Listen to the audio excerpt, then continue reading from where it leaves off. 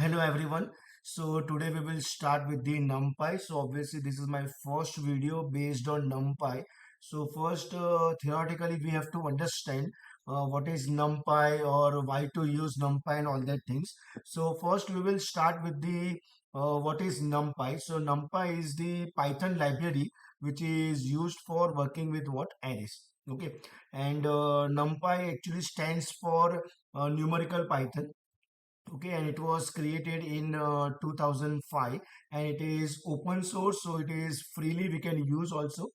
Now the question is why to use NumPy. Okay, so in Python we have a list, okay, which also give you the answer in the form of arrays. Okay, but they are slow compared to NumPy, or you can say that NumPy is 50x faster than your traditional Python list, and that's why we use NumPy, which is numerical Python. The array object in NumPy is called as ND array. Now, what is the meaning of N and D? That is n dimensional array. Okay, and why NumPy is faster than list? Because the answer for this is NumPy arrays are stored at one continuous place in a memory, unlike your list. Okay, so processes can access and manipulate them very efficiently.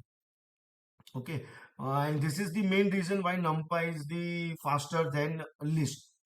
And which language it is NumPy is written? Okay, so NumPy is a Python library, and it is written partially in Python, but most of the part that requires fast calculation, or you can say that computation, are written in C or C++ language.